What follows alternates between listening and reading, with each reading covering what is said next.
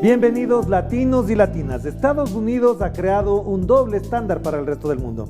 Autorreferenciarse como el país de las libertades y oportunidades y también un Estado que discrimina, expulsa y excluye a quien no coincide con sus parámetros raciales, culturales y también políticos. Todo ello alrededor de una enorme estructura mediática y cultural que ha forjado el paradigma del sueño americano. En la práctica tenemos ahora un país xenófobo, intervencionista y racista por donde se vea. Sus políticas migratorias, económicas y también del mainstream se encargan de aceitar sus mecanismos más procaces y otros un poquito más sutiles. El trato deshumanizado de las políticas de Trump son solo un síntoma de lo que sucede desde hace muchas décadas atrás. Gobiernos como el de George Bush y Barack Obama produjeron cifras alarmantes sobre deportaciones.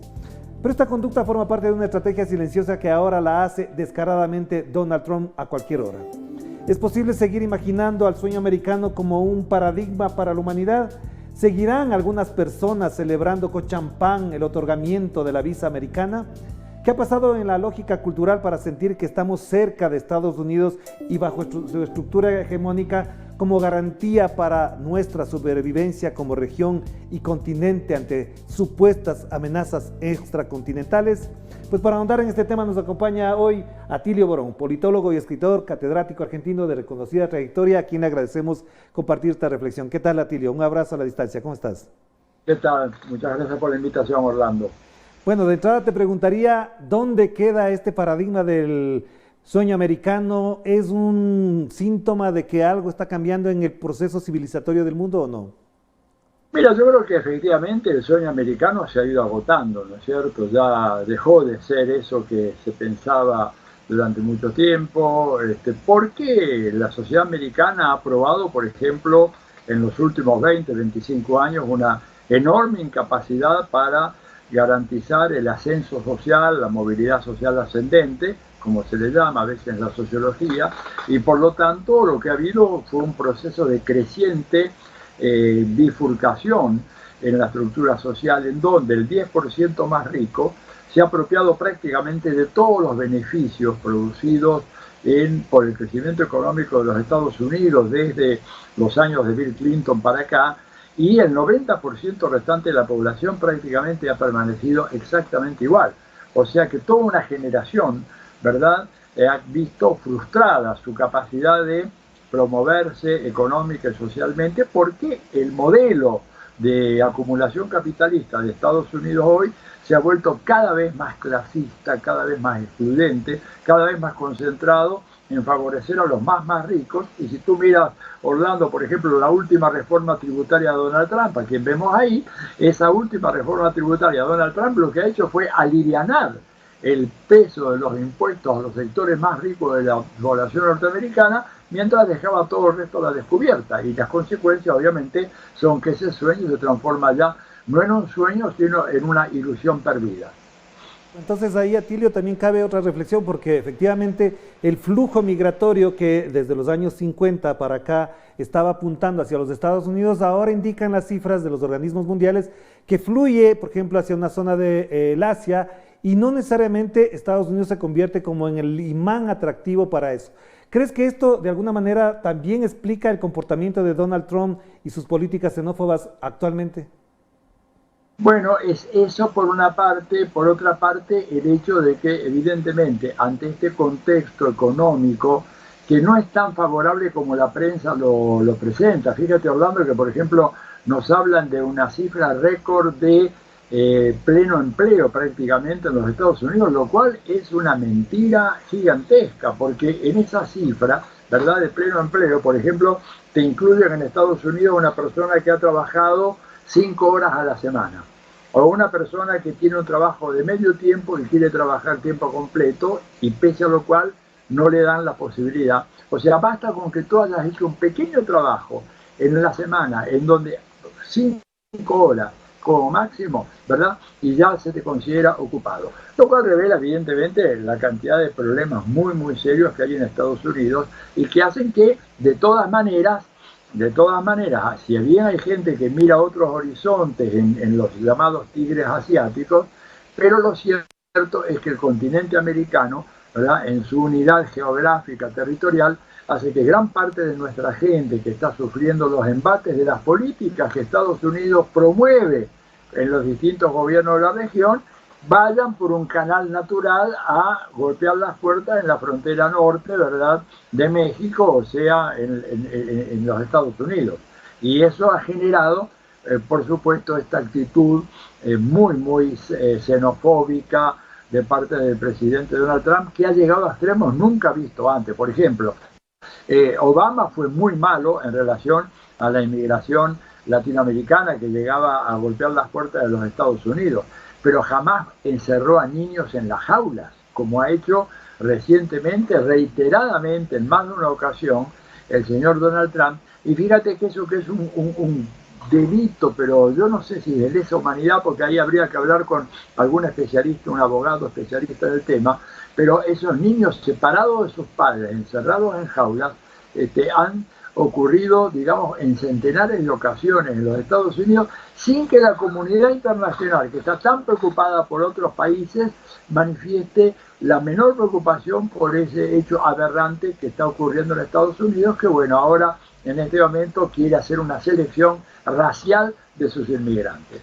Claro, pero Atilio, también ahí te preguntaría, y tú que conoces más del tema, porque precisamente el día de hoy leía yo un artículo de Página 12 del factor que juegan los evangelistas en la política de los Estados Unidos, con Mike Pence al frente, con otras figuras, en la lógica de que esta religión, esta ideología se instaure, pero también desde un punto de vista bastante racista, de un blanqueamiento de nuestras sociedades. ¿Cómo entender esta postura? Bueno, pues yo creo que a entender esto hay que remontarse un poco a la génesis histórica, ¿verdad? Y porque uno debería preguntarse cómo fue que estos grupos pentecostalistas o evangelistas han aparecido en América Latina. Y ahí ha habido ya un proceso de reconstrucción que ha hecho alguna gente, yo en parte he colaborado en eso, y es tratar de ver, bueno, cómo fue que empezó esta historia. Mira, y el comienzo es bastante claro. Tú recordarás que Richard Nixon, que fue electo presidente en el 1968, hizo una gira por América Latina a finales del 67 y le fue muy mal. Fue recibido a pedrazos, escupitajos, grandes manifestaciones en contra. Él quería de alguna manera ganarse un poco la aprobación de los países del público latinoamericano como un instrumento, ¿no es cierto?, en su batalla electoral. Y él quedó muy sorprendido por esta reacción tan virulenta. Yo, por ejemplo, en esos años vivía en Chile, ¿verdad? Y ahí las manifestaciones fueron enormes en contra de la visita de Richard Nixon. Cuando Nixon es electo presidente, le ordena a Nelson Rockefeller que haga un estudio, qué fue lo que pasó, por qué ocurrió todo esto, y le ordena a Rockefeller que arme un grupo de trabajo de sociólogos, antropólogos que recorren casi todos los países de América Latina durante un mes. Y llegaron a esta conclusión, lo hago muy sintético, ¿no?, por la tiranía del tiempo en la televisión. Le dijeron a Nixon, mire, la Iglesia Católica ha desertado del capitalismo y ha desertado de su alianza con los Estados Unidos. Se acababa de producir la conferencia de obispos en Medellín, ¿no es cierto?, la famosa CELAM, y dice, y ahí la irrupción de la teología de la liberación ha cambiado radicalmente los parámetros. Necesitamos otros cristianos que vayan a América Latina, que sean amigables con los Estados Unidos y el capitalismo. Y él recomienda empezar a enviar comunidades pentecostales a algunos países de América Latina. Y lo hizo. Enviaron a México, enviaron a Guatemala, enviaron a El Salvador, empezaron por Centroamérica, enviaron a prácticamente todos los países, pero en Brasil hicieron un énfasis muy grande. Bueno, 40 años después, ves cómo todo aquello ha prosperado, de la mano de la ONG, de muchas ONGs norteamericanas, de la mano de USAID, etcétera, y han desempeñado un papel muy importante en las elecciones, por ejemplo, en Brasil, e inclusive ahora recientemente en Guatemala y en varios otros países. Claro, pero Atilio, también habría que pensar que esto no es, antes se hacía medio camufladamente, por debajo, había convenios formales que ocultaban esto, pero ahora un personaje como Mike Pence, el propio Donald Trump, lo dicen abierta y descaradamente. Entonces, si esto está ocurriendo, ¿cómo se explica que un país que acogía migrantes, que de alguna manera ha sobrevivido gracias a la esclavitud que esa migración produce, ahora tenga que expulsarlos? Entonces, ¿esto no es paradójico en la lógica de la acumulación que ha tenido históricamente Estados Unidos? Claro, yo creo que sí, que bueno, primero hay que colocar esto en el contexto de una oleada mundial de carácter xenofóbica, porque lo que pasa en Estados Unidos no es independiente de lo que está ocurriendo, por ejemplo, en Europa. En Europa también hemos visto, digamos, el surgimiento de fuerzas políticas, partidos profundamente xenofóbicos y que cuentan con un aval muy grande de la población. Hay países en donde esos grupos constituyen una mayoría política. En el caso de Estados Unidos, yo creo que hay que hacer un análisis más matizado, porque, por ejemplo, una cosa es California, que necesita imperativamente la mano de obra no calificada que viene de América Latina, y otra cosa muy diferente es lo que puedes tener tú, por ejemplo, en la Florida o en Luisiana, mismo en Texas, en donde ahí la situación es completamente diferente. Pero California, yo te digo, yo he vivido un año en California. Si California deja de tener este flujo de inmigrantes latinoamericanos, especialmente centroamericanos y mexicanos, instituciones como la Universidad de California en Los Ángeles o en San Diego prácticamente no pueden funcionar. Porque tú podrás tener todos los académicos blanquitos, bien educados, muy americanos o europeos, etcétera, pero la gente que te permite que los laboratorios funcionen, que lleguen los insumos, que te mantenga el orden, que haga el cuidado de los elevadores, que tenga todo lo que sería el manejo de la infraestructura, está absolutamente dominada por hispanoparlantes que provienen de Centroamérica y el Caribe. Por eso te digo que el panorama siempre habría que diferenciarlo, pero en todo caso ese sentimiento tiene que ver también con una frustración del sueño americano, que si tú me permites puedo elaborar un poquito toda esta idea, ¿no? Sí. Vamos a hacer la primera pausa entonces, Beatilio, para volver en el segundo bloque. Avanzamos con esta idea y concretamos en algo que particularmente nos interesa. ¿De qué manera este sueño americano en América Latina se diluye y de qué manera las élites latinoamericanas forman parte también de esa decepción? Vamos a la pausa y enseguida volvemos con más de Enclave Política.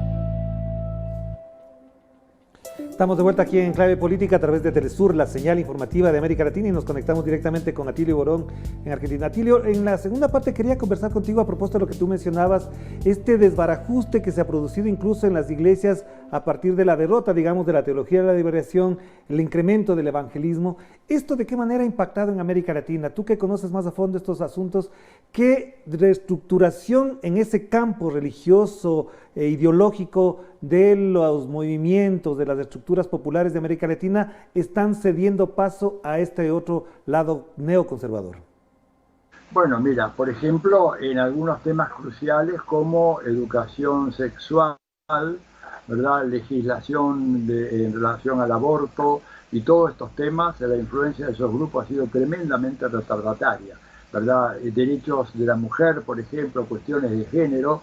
Estos grupos generalmente han hecho planteos absolutamente retrógradas, echando para atrás una serie de avances que en América Latina se habían venido sucediendo con mucha fuerza en los últimos 20-25 años. En el caso de Brasil, digamos, la homofobia estimulada abiertamente por un presidente como Jair Bolsonaro, ¿verdad? Y la misoginia que él propala en todos sus mensajes, evidentemente ha tenido un efecto muy, muy serio, no solamente en el terreno de las ideas, sino que inclusive ha dado de alguna manera licencia para que alguna banda de sicarios pudieran, qué sé yo, matar como hicieron con Mariela Franco, que era una militante LGTB, ¿verdad? Que era concejal en un distrito muy importante, un suburbio de Río de Janeiro, y que todo eso ha quedado, digamos, ese asesinato totalmente velado, sin saberse exactamente quién lo cometió, cómo, quiénes fueron los autores intelectuales. O sea, el impacto es muy, muy serio.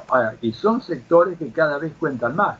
Te pongo otro ejemplo, la provincia de Buenos Aires es la primera vez en la historia en donde las políticas sociales de alimentación para los sectores populares, por ejemplo, que siempre tradicionalmente los manejaba Cáritas como organización de la Iglesia Católica, ahora lo comparte Cáritas con los grupos evangélicos que han demostrado tener un celo, militante que, hay que decirlo, no lo tienen los demás, salvo los curas populares, los curas villeros, como le decimos en la Argentina, pero el clero normal de la Iglesia Católica, muy alejado de sus fieles, de la feligresía, de los dolores y las privaciones de la feligresía, y si hay que encomiar algo de parte de estos grupos evangélicos, es que son realmente verdaderos militantes día a día que están junto con el pueblo. En muchos casos con una influencia nefasta en todas estas materias que tienen que ver con las cuestiones de género, aborto, libertades, etcétera, pero que, por ejemplo, en el caso de Brasil han tenido un papel muy importante en estabilizar la situación en las favelas, anteriormente controladas por los narcos, y ellos lograron establecerse en las favelas como una suerte de poder alternativo al poder ausente de un Estado que nunca supo qué hacer en esas favelas dominadas con los narcos. Entonces, la influencia enorme que tienen en Brasil, en donde, según el censo, 1 de cada 3 brasileños pertenece a los grupos evangélicos, tiene que ver también con una función social que ellos han asumido, dado la deserción que el Estado ha tenido en relación a las poblaciones marginadas de las favelas y los grupos subalternos. Claro, Tilly, pero también cabría la pregunta y me surge la inquietud es, ¿qué le faltó al progresismo, a la izquierda, para forjar otro paradigma y que no sea precisamente arrollado por esta idea de la religión, de un modo de ver incluso la espiritualidad de las personas? Bueno, ahí es todo un tema, ¿verdad? Porque las izquierdas nunca, creo yo, y ahí está toda la obra de Fray Beto, que es tan importante, ¿no es cierto?, nunca logró entender la profundidad del fenómeno religioso en América Latina. Y esto me parece que ha sido una falencia muy grave. Recuerda tú que inclusive había épocas en que tú no podías ser afiliado a un partido de izquierda si no declarabas ser ateo. Es una locura. Incluso llegó a ocurrir en Cuba y después lo eliminaron aquellos, y Fidel más de una vez comentó la aberración que había sido aquello producto, bueno, un primer momento, ¿no es cierto?, de la euforia revolucionaria, en donde se suponía que si alguien era creyente, necesariamente era un contrarrevolucionario. Y de ahí, Fray Beto hizo una contribución importantísima con aquella enorme, larga entrevista, que después se tradujo en el libro Fidel y la religión, en donde todo eso quedó atrás. Pero bueno, perdimos 30 años, ¿no es cierto? Y estos grupos siguieron avanzando y siguieron teniendo una penetración muy, muy fuerte. Y yo, fíjate que en un cierto sentido, yo los llamo los bolcheviques del siglo XXI, porque tienen esa misma mística del viejo bolchevique de la militancia cotidiana, 7 días a la semana, 24 horas al día, están ahí permanentemente, como también lo están los curas de la teología de la liberación, ¿verdad? Pero los curas de la teología de la liberación tienen en su contra a los episcopados de sus propios países. El problema que tienen ellos es muy fuerte, no tienen ese aval, ¿no es cierto? Son más bien marginados, condenados al ostracismo, removidos. Te puedo dar varios casos, los nombres, no es el caso, ¿verdad?, de decirlo ahora, de curas de ese tipo que estaban haciendo un trabajo ejemplar en las villas, pero como tenían una postura diferente a la del episcopado, acá en la Argentina, por ejemplo, en relación a las cuestiones de género y al aborto, fueron rápidamente desplazados. Y estaban cumpliendo una labor en villas y en sectores populares que habían sido absolutamente abandonados por el gobierno de Macri, y ellos introducían un cierto orden, una cierta estabilidad en esas comunidades, pero como tenían una opinión diferente, fueron sacados y enviados a lugares remotos en donde no pueden ejercer ninguna influencia. Entonces, el papel de la jerarquía, papel siniestro que ha desempeñado la jerarquía de la Iglesia Católica, tiene mucho que ver con este avance de estos grupos, ¿verdad?, que, te digo, en general son fundamentalistas, son retrógrados. Hay algunas excepciones, debo confesar.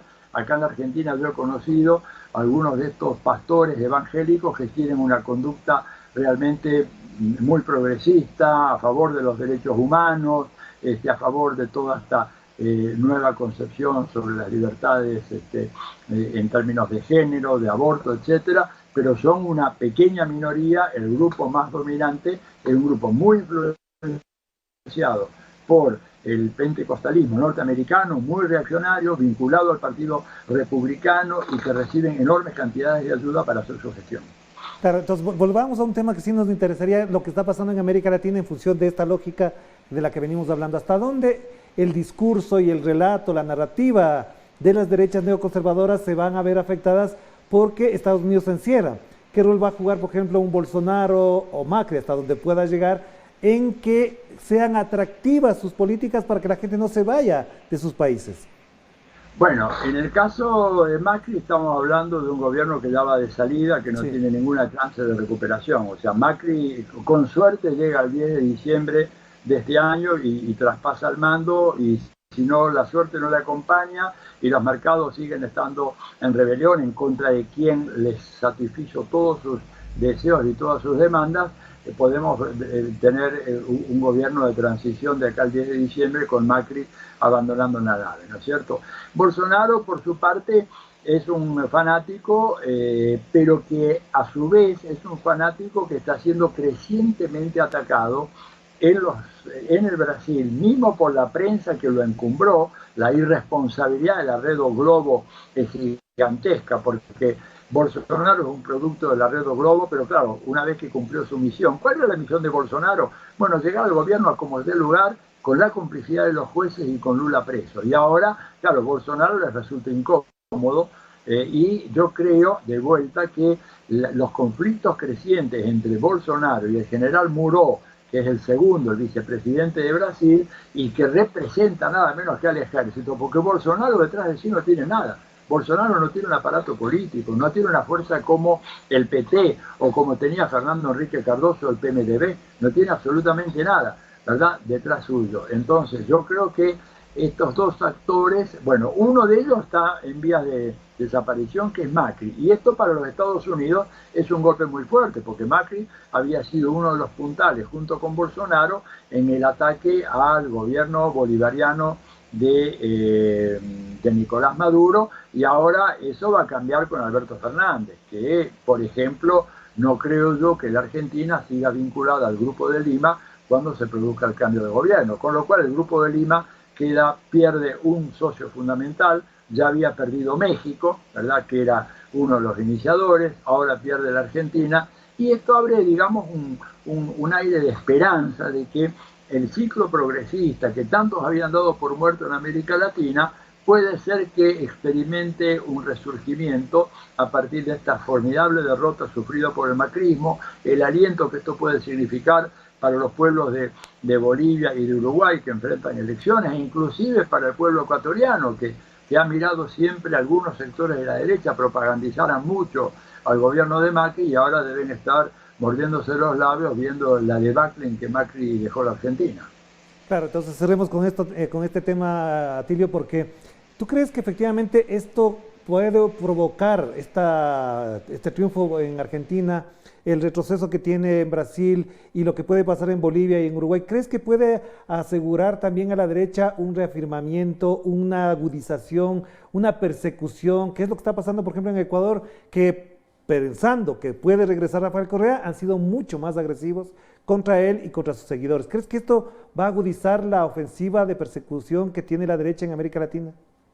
Yo creo que sí, porque están muy preocupados por el hecho de que lo que ellos daban por muerto, todo este ciclo progresista, de repente demuestra que todavía no ha muerto, que tiene posibilidades de recuperarse. Seguramente va a ser una versión más suave, ¿verdad?, menos activa de lo que fue el primer ciclo, cuando tenías tú a Chávez vivo, estaba Néstor Kirchner vivo, Lula no estaba preso, digamos, había una serie de condiciones mucho más favorables.